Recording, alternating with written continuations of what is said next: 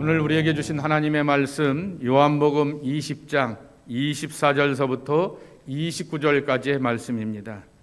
여러분, 짧은 말씀이니까요, 저하고 함께 한 구절 한 구절, 한 말씀 한 말씀 함께 받들어서 봉독하겠습니다.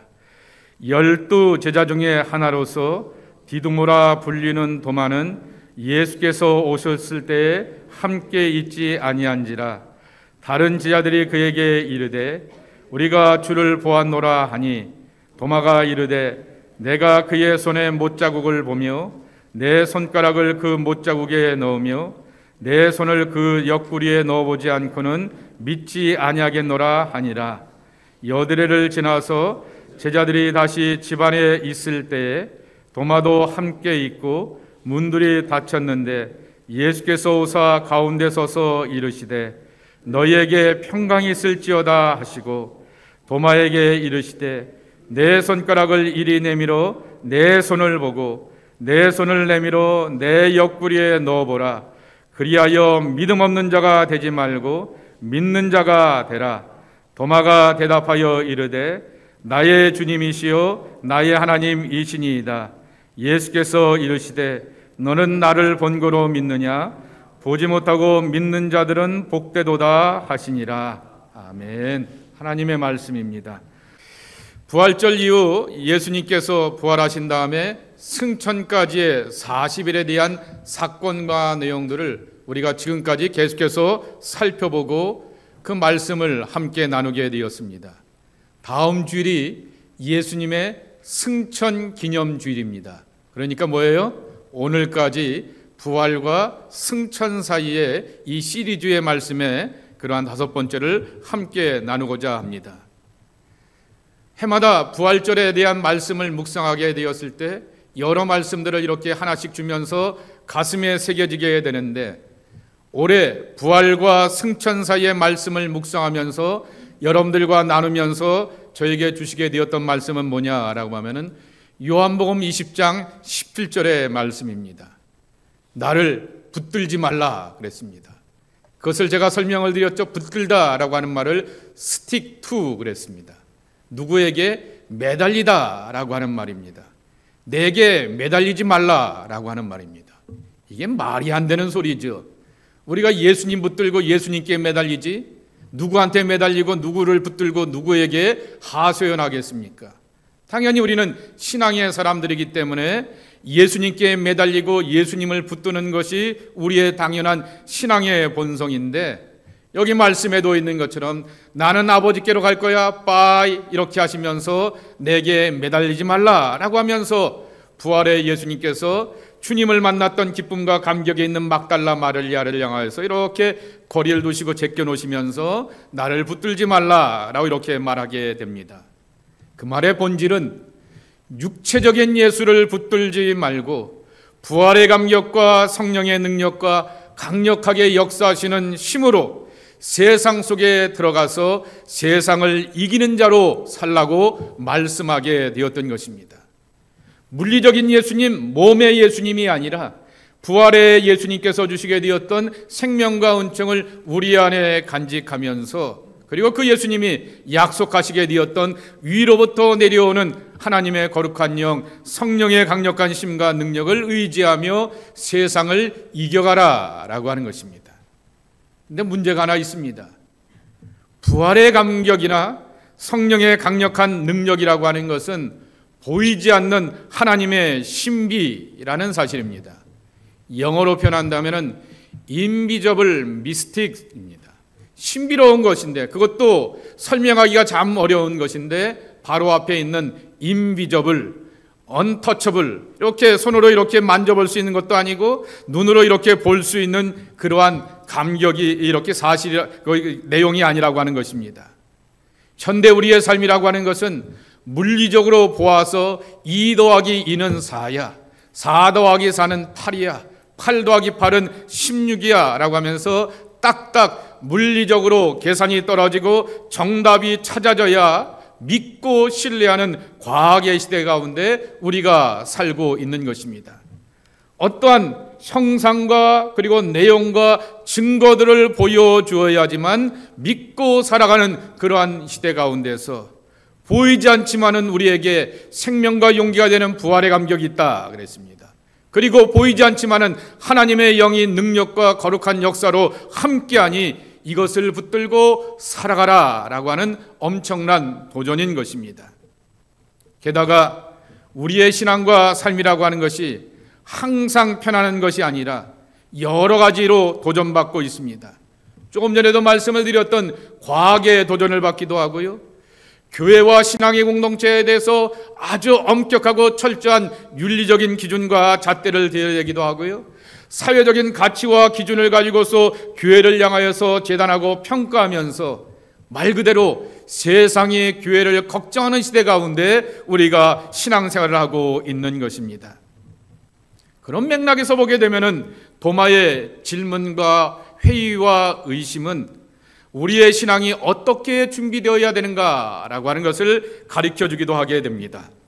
고대의 가장 유명한 회의론자였던 이 도마가 의심을 넘어서 신약 성경의 가장 고귀한 신앙 고백의 한 사람의 고백을 하게 됩니다.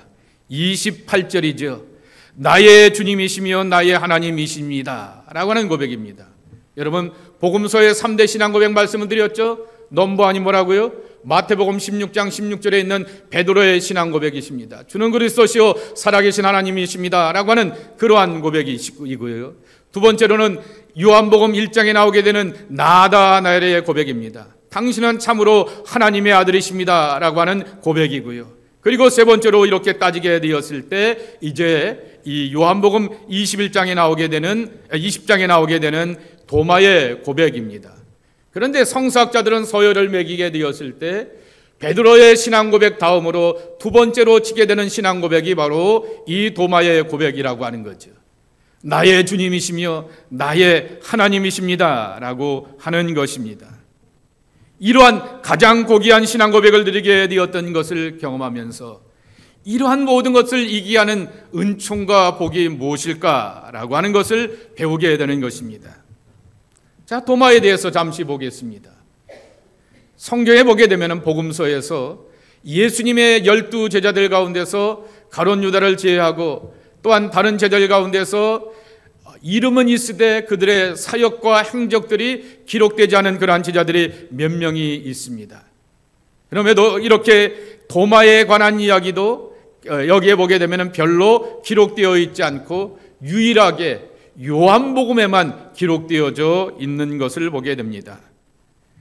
다른 복음서 마태, 마가, 누가복음에 기록되지 않고 요한복음에만 도마의 기록이 기록되어 있고 어느 누구보다도 이 요한복음의 저자였던 요한이 예수님 앞에서 가장 밀접한 제자였기 때문에 한 다리 건너 두 다리 건너서 이 제자들의 행적을 본 것이 아니라 직접 보았기 때문에 그 보게 되었던 오리지널 아이 위트니스였던 이 요한이 아마 이 도마에 대한 것들을 기록하였을 것이다 라고 하는 거죠. 그리고 또 한 가지 여러분이 짐작해 보시는 것처럼 예수님이 승천하신 다음에 마가복음이 AD 60년경입니다. 그러니까 한 30년의 갭이 있어요.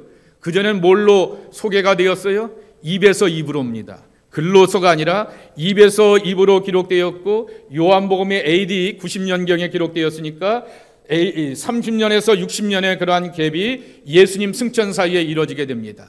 그때 제자들의 입을 통하여서 예수님의 행적과 제자들의 행적과 주변 사람들을 통하여서 예수님이 보여주시게 되었던 하나님의 나라의 진리와 사랑들이 설명되게 되었을 때 도마에 관한 이야기가 별로 나오지 않았다라고 하는 얘기는 쉽게 말하면 초대교회 안에서 영향력이나 그의 지도력의 포션이 별로였구나라고 하는 것을 볼 수도 있습니다.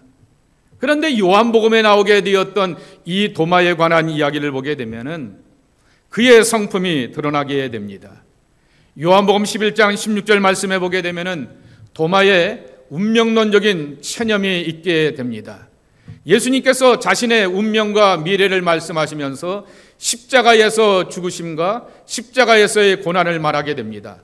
그랬더니 살짝 비아냥거리면서 다른 제자들에게 말하기를 야, 우리도 예수님과 함께 죽으러 가자라고 하면서 말하게 되었던 내용이 저 스크린에 나와 있는 것처럼 도마의 말이라고 하는 것이죠. 요한복음 14장에 보게 되면 예수님이 설교하시게 되었던 유명한 설교 여러분 기억하시죠?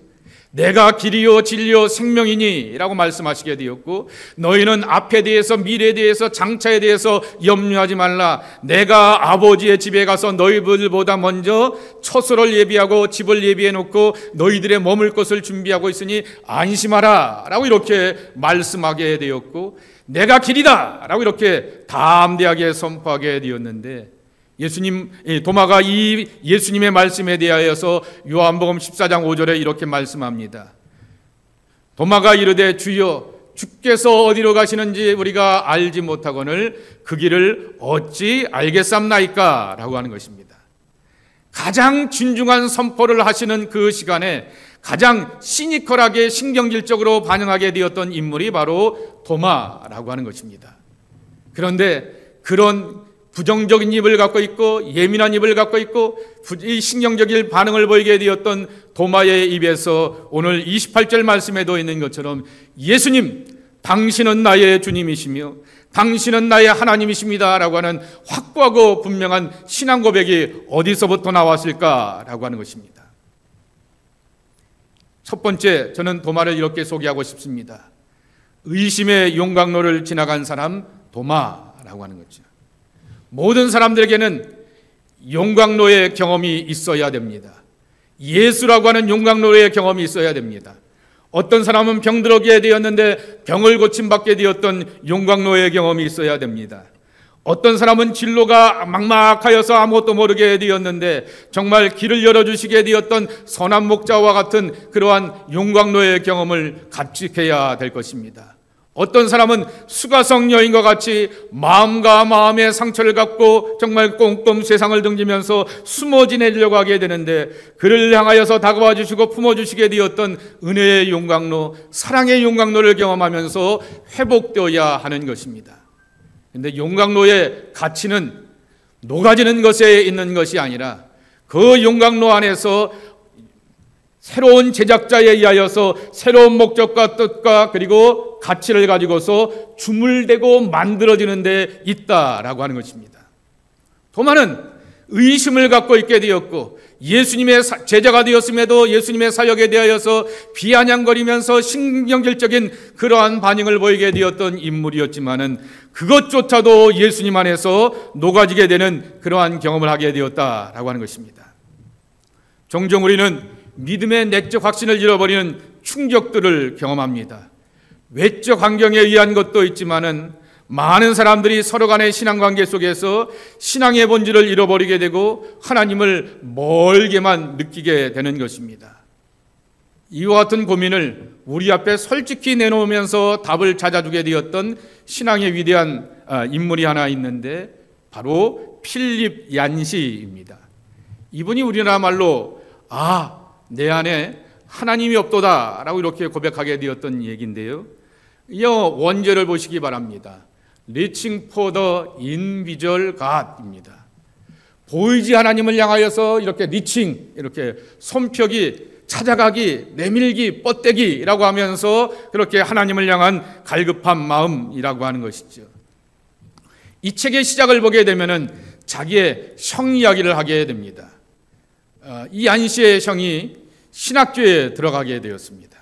신학교에 들어가게 되어서 정말 신학을 한 다음에 그 다음에 뭐가 되는 거죠? 10중 8구?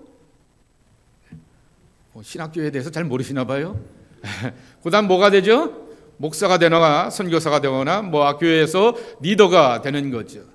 그래서 신학을 공부하게 되는데 어느 날 수업 시간에 자기 형이 나켓놀에 꽂혔나 봐요. 나켓놀은 신의 음악이다. 그러면서 정말 그때만 해도 1970년도 초반인데요.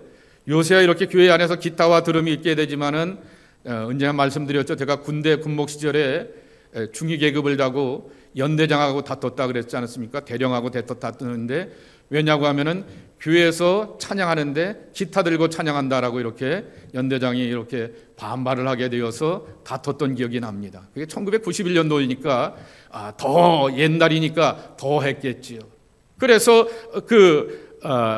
형이 그렇게 발제 시간에 그런 발제를 하게 되었는데 앞에 앉아 있었던 학생들의 반응이 싸하고 자기 발제를 듣게 되었던 교수도 분위기가 싸하더라라고 하는 것입니다.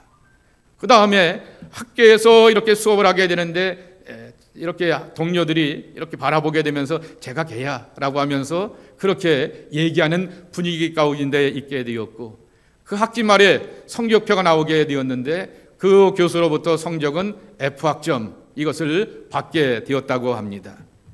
그 일이 있고 나서 형은 신학교를 떠나게 되었고 신학교만 떠난 것이 아니라 교회를 떠나게 되었다라고 하는 거죠. 이 안시라고 하는 사람이 유명한 글을 쓰는 사람이고 정말 21세기의 현대의 C.S. 루이스라고 말하게 되어서 엄청난 감화와 감동을 주게 되는 용기의 글을 많이 쓰게 되었지만은 정작 자기 형의 그러한 의심과 회의 앞에서는 어떠한 도움도 되지 못하게 되고 그렇게 격려하고 기도하며 함께 보게 되지만은 그 형의 마음을 돌리지 못하게 되었던 솔직한 좌절의 이야기를 소개하게 되었던 것입니다. 삶의 자리에서 우리는 좌절을 경험하고 낭망할 때가 있습니다. 그때 인격적인 하나님과 어떻게 신뢰를 담보로 하여서 인격적인 교제를 하며 하나님을 향한 믿음의 고백을 할 수가 있을까라고 하는 것입니다. 그때 얀시가 이렇게 고백하게 되는 것이죠. 그 다음에 보게 됩니다. 하나님과 나와의 관계를 기억하기 위해서는 의도적인 노력이 필요하다라고 하는 거죠. 나는 하나님과 내가 보내온 시간들과 성장 과정을 비디오에 담아낼 수도 없고 또한 살아왔던 믿음의 여러 가지 흔적들을 사진첩으로 이렇게 보여줄 수도 없다라고 하는 것이죠. 그래서 의도적인 기억을 어디서 꺼내느냐라고 하게 되었을 때 성경으로 돌아간다라고 하는 것입니다. 아브라함을 찾아보게 되고 이삭을 추적해 보게 되고 야곱의 자리를 돌아보게 되고 모세와 다윗은 어떠했는가라고 뛰어가게 되고 도마의 자리로 뛰어들어가서 묵상하는 방법밖에 없다라고 하는 것입니다. 그러면서 이분이 예를 하나 들게 되는데 아브라함 이야기입니다. 아브라함의 가정의 이야기와 그 집안의 이야기는 우리식으로 표현하게 되면 손이 귀한 집안 가정 이야기다라고 하는 것입니다. 정말 아브라함의 가정은 이 얀시의 표현입니다. 불임 가정이었다라고 하는 것이죠. 근데 하나님은 자꾸만 비전을 주시고 꿈을 주시고 희망을 주시고 약속을 하실 때 자식 갖고 약속을 하신다라고 하는 것입니다. 내 후손과 자식이 하늘의 별과 같이 바다의 모래와 같이 카운트할 수 없지 이렇게 많을 것이야 라고 말씀하여 주시게 되는데 내가 부자가 될 것이야 내가 그렇게 능한 사람이 될 것이야 내 땅의 영토가 넓어질 것이야 라고 이렇게 비전과 꿈을 그에게 심어주신 것이 아니라 자식 갖고 심어주시게 되었다라고 하는 것입니다. 아브라함이 어렵게 자식을 얻게 되었지만은 이삭도 옛날 사람으로 몇 살에 결혼해요? 40에 결혼을 하게 됩니다. 돈이 없는 것도 아니고 뭐도 없는 것도 아닌데도 불구하고 이삭은 그렇게 늦지막게 결혼을 하게 됩니다. 야곱도 결혼을 하게 되었을 때 여러분 야곱의 가정 기억하시게 되는 것처럼 그 자식들이 많아지게 되고 분란이 나게 되었던 것도 자기가 가장 사랑하게 되었던 라헬이 자식을 갖지 못하게 되었고 늦지막게 가서 그렇게 요셉과 베냐민을 얻게 되었을 때 다른 형제들과의 그 분란의 이야기를 우리가 잘 알고 있는 것입니다. 그러면서 이렇게 소개합니다. 정말 하나님은 자꾸만 약속과 희망을 가지고 자식을 통해서 불어넣게 된다라고 하는 것입니다. 저는 그 글을 읽으면서 이렇게 여러분들 앞에 소개하고 있습니다. 하나님은 우리가 예상하거나 기대하지 못한 하나님의 길로 움직여 나가신다라고 하는 거죠. 여러분들이 생각하게 되었을 때는 다른 길이지만은 그것이 바로 하나님이 원하시는 정답의 길이다라고 하는 것입니다. 그것을 깨닫고 하나님에 대한 믿음과 신뢰로 하나님과 함께 나가야 하겠다라고 하는 것입니다. 여러분 수압 파쇄법이라고 하는 그러한 물을 넣거나 이렇게 이 땅을 파는 방법이 하나 있는데요. 그것이 뭐냐라고 하게 되면은 더 깨끗한 물을 얻기 위한 방법이라고 하는 거죠. 이렇게 지층들이 쭉 있게 되는데 그 가장 이렇게 그 땅의 기반을 누리게 되었던 암석 단층이 있다라고 하는 거죠. 이거 잘못 깨게 되면은 그 주변에 있는 모든 것이 다 무너지게 되면서 소위 말하는 싱크홀이 될 수 있는 그러한 위험이 있기도 하다라고 하는 것입니다. 그러나 그 단층을 향하여서 뚫지 못하게 되면은 맑고 깨끗한 물을 마실 수가 없다라고 하는 거죠. 그리고 또한 천연가스를 채취할 때도 같은 방법을 통하여서 이렇게 쓰게 된다라고 하는 것이죠. 짧은 신앙이 아니라 깊은 신앙이고 더 깊이 들어가게 되는 과감함과 담대함이 그렇게 필요하다라고 하는 것입니다. 여러분, 오늘의 말씀을 여러분의 입장에서 한번 이 말씀을 읽으면 도마는 참 괘씸한 사람입니다. 여러분, 우리는 삶을 살아가면서 다 저마다의 상처가 있습니다. 가정의 상처가 있고요, 부모로부터 오게 되는 상처가 있고요, 경제적인 상처가 있고요, 남들 앞에는 밝히고 싶지 않지만 쉬쉬쉬하게 되는 나의 아픔과 상처가 저마다 다 존재하게 됩니다. 그런데 교회 앞에서 제가 목사라고 하여서 여러분의 가정과 개인사에 대한 아픔과 상처를 향하여서 까발리라고 말하게 되면은 이것만큼 얼마나 무리하고 더 이렇게 상처에다가 소금 뿌린 일이 어디 있겠습니까? 근데 오늘 도마가 그 짓을 하고 있는 것입니다. 예수님께서 십자가 위에서 무기력하게 처형당하시게 되었을 때 몸의 무기력만 경험한 것이 아닙니다. 로마 군인들로부터 뭐라고 비아냥거렸습니까? 네가 하나님의 아들이거든 십자가에서 내려와봐 라고 이렇게 얘기하게 되지 않았습니까? 네가 천군 천사를 다 대동하여서 이 문제 다 해결할 수 있다고 말하게 되었으니 한번 해봐 라고 하면서 유대인의 왕이여 라고 하는 그러한 비아냥을 듣게 되었던 것입니다. 그리고 그를 향하여서 예수님을 향하여서 때리게 되었고 못 박게 되었고 죽여도 천천히 그러나 확실하게 죽이는 방법으로 옆구리에다가 창을 찔러서 물과 피를 다 내듣게 하였다라고 하는 것입니다. 이것이 바로 예수님께서 하나님의 아들로서 우리를 구원하시기 위하여서 자존심을 내어놓고 모든 상처와 아픔 가운데서 우리를 구원하시게 되었던 하나님의 방법입니다. 근데 그 방법 앞에 예수님을 만나는 것을 제자들의 증언이나 다른 사람들의 목격에 대하여서는 이렇게 문을 닫아 놓게 되고 내가 그 옆구리에다가 손 한번 넣어보지 않고는 상처난 데다가 손을 넣어본답니다. 이미 예수님은 겉옷을 둘렀을 텐데 겉옷을 벗기고 그 안에다가 넣는다라고 하는 것입니다. 이 못 박히게 되었던 멸시와 저주의 그런 십자가 앞에서 내가 이 손에 한번 만져보겠다라고 이렇게 말하게 되는 것입니다. 그런데 예수님 뭐라고 말씀하여 주셨습니까? 이 도마에게 나타나시게 되어서 일로 와서 내 손 만져보게 되고 내 옆구리에다가 한번 손 넣어봐 라고 이렇게 말씀하여 주시게 되었던 것입니다. 이게 도마가 예수님 앞에서 부러지게 되고 항복하게 되었던 것입니다. 자신의 부끄러움과 상처를 향하여서 어느 누구도 오픈하고 싶어하지 않게 되는데도 불구하고 예수님은 자신의 상처를 내어놓고 자신의 부끄러움과 아픔과 연약함을 그대로 오픈하여 내어주시면서 도마가 예수님 앞에 돌아오기를 원하였고 그리고 예수님의 사랑과 은혜의 용광로 앞에서 녹아지기를 원하게 되었던 그 진정성을 그가 만나고 경험하였기 때문에 그 입에서 정말 진심을 담아서 예수님, 당신은 나의 주님이시며 나의 하나님이십니다라고 하는 고백이 나오게 되었던 것입니다. 몸의 연약함도 수치도 드러내시는 예수님 앞에 항복하게 되었던 신앙 고백이 바로 도마의 신앙 고백이라고 하는 것입니다. 그러기에 우리 모두는 예수님을 지나가야 됩니다. 유기성 목사님은 예수님을 지나가게 되었을 때 나 자신을 못 받고 새로운 사람이 된다 말하게 되지만은 저는 예수님을 지나갈 때 예수님을 여러분들 앞에 용광로라 말하고 싶습니다.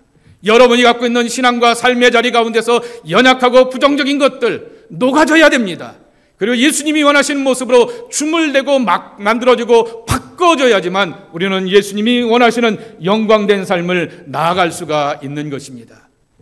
도마를 얻기 위하여서 자신의 수치와 상처와 아픔도 드러내시면서 그를 구원하시게 되었던 예수님의 사랑, 그 은혜와 사랑이 여러분에게도 함께하기를 축복합니다. 두 번째로는 공동체가 있어야 될 자리에 다시금 돌아오게 되었던 도마입니다. 여기서 도마를 보면서 가장 문제가 되는 게 뭔지 아세요? 24절입니다. 한번 예수께서 오셨을 때 함께 있지 아니하니더라 라고 이렇게 말하게 되는 것입니다. 도마는 도대체 어디 가서 뭐하고 있다가 예수님을 이렇게 만나지 못하였을까라고 하는 거죠. 우리가 부흥회를 경험하면 그런 경험이 있지 않습니까? 부흥 강사가 오게 되고 어떤 집회가 열려지게 되고 어떤 말씀이 있게 되는데 이 말씀은 꼭 아무개가 들어야 될 텐데 이 말씀은 꼭 누가 경험하고 은혜 받아야 될 텐데 라고 하는 그러한 경험들이 있게 됩니다. 오늘 도마가 그런 경우이죠. 다른 제자들은 다 삼삼오오 있다가 혹은 바로 앞에 있는 말씀에도 있는 것처럼 문을 꼭꼭 닫아두고 있게 되었을 때 부활의 주님께서 샬롬 샬롬 샬롬 말씀하여 주시면서 너희에게 평안이 있으라 말씀하여 주셨고 아버지가 나를 보내신 것처럼 나도 너희들을 세상으로 보낸다 성령 받으라 라고 하는 그 말씀을 하여 주시게 되었던 그 은혜를 다 경험하게 되는데 누구만 제껴놨어요? 도마는 그 자리에 함께 있지 아니하더라 라고 하는 것입니다. 하나님을 믿는다 라고 하는 것은 관계 속에서 인격적인 하나님을 경험하는 것이다 라고 말씀을 드렸습니다. 하나님이 인격이기 때문에 인격적인 하나님 앞에서 내가 인격적인 감화와 감동과 변화가 있어야 됩니다. 그리고 나의 인격적인 감화와 변화를 통하여서 다른 사람들을 향하여서 인격적인 설득과 반복이 우리에게 필요하다라고 하는 것입니다. 그러기에 우리에게 필요한 것은 뭐냐라고 하면은 같은 제자들의 반복적인 증언이 필요하게 되고 설령 도마와 같이 듣기 싫어요 라고 하면서 여전히 거부한다 할지라도 반복되는 예수 부활과 예수 구원의 목격자의 증언이 우리 안에 체험되어야 한다라고 하는 것입니다. 몰트만이라고 하는 분이 원래는 에너지 역학을 전공하려고 하는 과학자가 되려고 하게 되었는데 2차 대전이 일어나게 되면서 그는 독일 사람이라서 할 수 없이 학도병으로 끌려가게 되어서 나치군으로 끌려가게 되었습니다. 그러다가 전쟁에 참여하게 되었다가 연합군의 포로가 되게 되었는데 그에게는 나치가 주게 되었던 그 선전 책 2권과 그리고 또 하나의 책이 있게 되었는데 그 책은 바로 연합군의 군목이었던 그런 목사님이 주게 되었던 성경책입니다. 그래서 성경책을 읽어보게 되는데 마음에 안 나오는 구절들이 있습니다. 출애굽기 20장에도 보게 되고 신명기 35장에도 보게 되면은 하나님은 질투하신 하나님이다 라고 말하게 됩니다. 하나님이 우리처럼 질투하고 샘을 낸다고? 그리고 하나님이 분노하신다 라고 하는 거죠. 하나님이 전지전능하시고 세상 만물을 만들어 놓으셨다 그랬는데 노아의 시대에 보게 되면은 세상을 창조하고 인간을 창조하신 것에 대해서 후회하셨다라고 말합니다. 그리고 우리의 삶에 대하여서 환멸을 느낀다라고 하는 것입니다. 이게 뭐지? 라고 하는 거죠. 왜 하나님이 질투에 대해 하시는가? 왜 하나님이 분노하시는가? 후회하시고 환멸을 느끼시는가? 라고 하는 것이죠. 근데 가만히 따져보게 되니까 이 질투와 분노와 그리고 후회와 환멸은 하나님의 본 모습이 아니라 나의 모습 아니냐라고 하는 거죠. 우리 주변에 있는 내 가족들과 우리 사람들의 모습이 아니냐라고 하는 것입니다.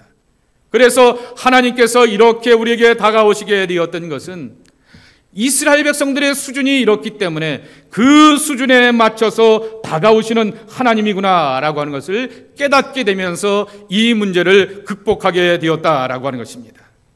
하나님이 우리 수준에 맞추어서 내려와 주시고 우리 수준에 맞추어서 우리를 만나 주시는 은혜로 우리를 새롭게 하신다라고 하는 것입니다.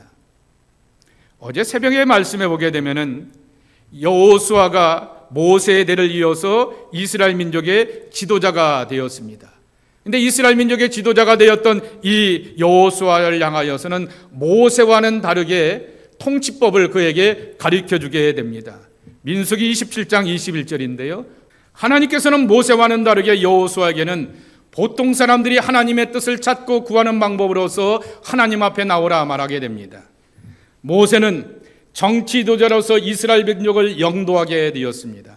그리고 어떤 문제와 고민 앞에 있게 되면은 형 아론이 제사장임에도 불구하고 형을 뒤로하고 본인이 직접 하나님 앞에 나가서 엎드려 기도하면서 하나님 앞에서 정답을 찾고 하나님의 뜻을 얻게 되었는데, 그는 여호수아는 제사장 엘르아살 앞에 설 것이며 그랬습니다. 엘르아살이라고 하는 제사장은 우림과 두밈의 판결로서 하나님의 신탁과 뜻을 구하면서 하나님의 일하심을 물어보라 라고 하는 것입니다. 이것이 젊은 여호수아가 지도자가 되는 과정이라고 하는 것이죠. 이런 과정이 쌓이고 쌓이게 되면은 하나님과 더욱더 친숙한 여호수아의 모습을 만나게 되는 것입니다. 이것은 여호수아를 향한 권면일 뿐만 아니라 우리를 향한 권면이라고 하는 것이죠. 진정한 지도자, 참된 지도자는 어느 날 갑자기 자고 낫게 되었더니 카리스마틱한 지도자로서 서 있는 것이 아니라 날마다 하나님 앞에 묻고 신앙의 선배들의 가르침을 따라가고, 그리고 또한 믿음의 교훈들을 받아들이게 되면서 이와 같이 자라고 만들어지는구나 라고 하는 것을 가르쳐주게 되는 것입니다. 오늘 24절 말씀해 보게 되면은 도마는 다른 제자들은 다 부활의 주님을 만나게 되었는데 함께 있지 아니하였다라고 말하게 됩니다. 있다라고 하는 말은 에고 에이미, 요한복음에 잘 나오는 표현 아니겠습니까? 나는 선한 목자이다, 하늘의 빵이다, 나는 생명의 물이다 라고 말하게 되었을 때 나는 이다 라고 하는 에고 에이미, 있다라고 하는 말에 함께 있지 않았다라고 하는 거죠. 그냥 몸만 있는 것이 아니라 결국 존재로 있게 되는 것이고 삶으로 있어야 되는 것이고 나라고 하는 인격 전체를 담아서 그 자리를 지켜야 될 텐데, 그 자리에 함께하지 못하게 되었을 때 그는 예수님을 향하여서 거치고 과격한 발언들을 끄집어내게 되는 것입니다. 내가 그의 손의 못자국을 만져보며 내가 그 손을, 내 손을 옆구리에 넣어보지 않고는 믿지 아니하겠노라 라고 하는 이 표현은 예수님에 대한 불신이기도 하고 다른 제자들이 부활의 주님을 만난 그러한 감격에 대하여서 불신이기도 하였던 것입니다. 이런 도마 앞에 예수님이 어떻게 하셨을까? 26절입니다. 우리 다시 한번 26절을 읽겠습니다. 시작. 여드레를 지나서 제자들이 다시 집안에 있을 때에 도마와 함께 있고 문들이 닫혔는데 예수께서 오사 가운데 서서 이르시되 너희에게 평강이 있을지어다 하시고 그랬습니다. 가운데 있는 것은 당연한 것이죠. 부활의 주님께서 중심에 되어서 제자들의 중심을 잡아주셨기 때문에 가운데 계셨구나 라고 하는 것이죠. 근데 두 번째 표현입니다. 서 있다라고 하는 거죠. 서 있음으로 말미암아 존재의 가치가 의미가 높아진다라고 하는 것인데, 그 말의 히라보 단어가 히스테미라고 하는 것입니다. 일으켜 세운다라고 하는 것이죠. 가운데 딱 서 있음으로 말미암아 좌절하고 낙마하고 의심 가운데 있게 되었던 도마를 일으켜 세우게 되었다라고 하는 것입니다. 의심하면서 공동체 안에 겉도는 도마가 부활의 신앙으로 거듭날 뿐만 아니라 부활 공동체의 일원으로서 굳건하게 다시금 일으켜 세움을 받게 되었던 것은 주님이 그 가운데 서 계심을 받게 되었고 그 공동체를 회복시키려고 하시는 예수님의 은혜를 경험하게 되었을 때라고 하는 것입니다. 우리를 향한 예수님의 하시는 일은 내 삶의 중심에 오셔서 나를 일으켜 세우시는 것입니다. 아멘. 여러분의 삶의 중심에 오셔서 예수님께서 여러분을 일으켜 세워주시는 축복과 은혜가 함께하기를 축원합니다. 마지막으로 어제의 말씀 민수기 27장에 나오는 여호수아의 이야기를 나누면서 말씀을 마치려고 합니다. 민수기 20장 16절 이하의 말씀에 보게 되면은 여호수아가 모세의 대를 이어서 이스라엘의 지도자가 되었습니다. 모세가 하나님 앞에 제 포지션을 테이크오버하면서 자리를 세워줄 수 있는 사람을 하나님 하나 세워주십시오 라고 말하게 되었을 때 16절에 이렇게 고백합니다. 여호와 모든 육체의 생명의 하나님이시여 원하건대 한 사람을 이 회중 위에 세우셔서 그랬습니다. 모든 육체의 생명의 하나님 그랬습니다. 이게 문법으로 맞아요? 안 맞아요? 모든 육체의 가장 일본식의 표현 아니겠습니까? 의 들어가는 게 가장 그런 일본식의 표현인데 이렇게 쓰게 되는 거죠. 정확하게 되는 것은 모든 육체와 생명의 하나님이라고 하는 것이 맞을 것인데 모세는 이것을 둘로 구분하지 않았습니다. 육체와 생명이 함께 이어진다라고 하는 거죠. 여기서 이 생명은 느하의 기운이라고 하는 거죠. 하나님이 흙으로 사람을 창조하신 다음에 그 코에 생기를 불어넣었다 그랬습니다. 에스겔의 마른 뼈들 가운데서 뼈들이 강한 군대가 되었을 때 마지막 하나님이 하신 일은 그 코에 생기를 불어넣으시게 되었다라고 말하게 되었을 때 이 생기라고 하는 것입니다. 그런데 이렇게 변하게 됩니다. 표준세 번역은 모든 사람에게 영을 주시는 주 하나님이시여 입니다. 공동 번역에 보면 모든 살아있는 것들에게 숨을 불어넣어 주시는 하나님 야훼요 라고 이렇게 번역을 하게 되었습니다. 이걸 우리에게 한번 적용해 보자라고 하는 거죠. 하나님이 내게 영을 주신 하나님이다 라고 하는 거죠. 하나님이 내가 살아있게 되었을 때 숨을 주셔서 숨 쉬는 자의 기쁨과 감격을 누리게 하신다라고 고백하고 있습니다. 자, 이렇게 하나님을 고백하게 되었는데 여호수아가 선택을 받게 되었습니다. 그때 18절에 보면은 여호수아를 뭐라고 소개하고 있냐고 하면은 여호와께서 모세에게 이르시되 눈의 아들 여호수아는 그 안에 영이 머무는 자니 너는 그에게 데려다가 안수하고 그랬습니다. 그 안에 영이 머무는 자라고 하는 것이죠. 바로 여호수아에게는 하나님의 성령이 함께 하였다라고 하는 것입니다. 여호수아는 충성을 다하는 사람이었고 여호수아는 용맹한 사람이었고 여호수아는 하나님의 말씀 앞에서 순복할 줄 아는 사람이었지만은 그것보다도 더 중요한 것은 하나님의 영이 충만한 사람이었다라고 하는 거죠. 이것이 우리에게 필요한 말씀이라고 하는 것입니다. 올해 제가 부활절에 경험하게 되었던 요한복음 20장 17절 말씀, 나를 붙들지 말라라고 하는 말씀. 그러면 누구를 붙들고 우리가 살아갑니까? 누구를 기대고 의지하며 우리가 살아갑니까? 예수님밖에 없지 않습니까? 그러는데 예수님은 말씀하여 주십니다. 하나님의 영으로 살아가라 라고 하는 것이죠. 하나님의 영의 사람이 되라 라고 하는 말씀인 것입니다. 특별한 죄와 특별한 상황 가운데서 탁월한 카리스마를 기대하지 말고 여호수아처럼 일상의 삶 가운데서 하나님의 영과 하나님의 은혜로 충만하게 되며 삶의 문제를 풀어가게 되다 보면 어느 날 그 자리 속에서 하나님의 탁월함과 능력이 우리 앞에 드러나게 되어서 여호수아가 모세처럼 탁월한 카리스마를 발휘하게 되는 것처럼 그 같은 능력과 은혜가 우리 안에 나타나게 된다라고 하는 것입니다. 저와 여러분의 신앙과 삶의 자리에 의심과 의문이 많이 있을 수도 있을 것입니다. 그러나 이 모든 것을 풀어가는 것은 주님의 성령과 은혜가 함께 하실 때라고 하는 것입니다. 성령이 붙들어 주시는 은혜 가운데 살아가는 여러분 되길 축복합니다. 그리고 그 안에서 승리해 나가는 여러분 모두가 되기를 예수님의 이름으로 간절히 축원합니다. 하나님 아버지 감사합니다. 오늘 주셨던 말씀과 같이 우리가 삶을 살아가게 되었을 때 보이지 않는 하나님의 능력, 보이지 않는 성령의 역사와 거룩한 기운들 어찌 감당할 수 있겠습니까? 도와주셔야겠습니다. 은혜 허락해 주셔야겠습니다. 도마가 예수님의 인격 앞에서 설복당하게 되는 것처럼 우리도 예수님을 만나는 기쁨과 감격 가운데서 설복당하여서 주님이 필요한 곳에 쓰임받는 하나님의 사람들이 되게 하여 주옵소서. 예수님의 이름으로 간절히 축복하며 기도하옵나이다. 아멘.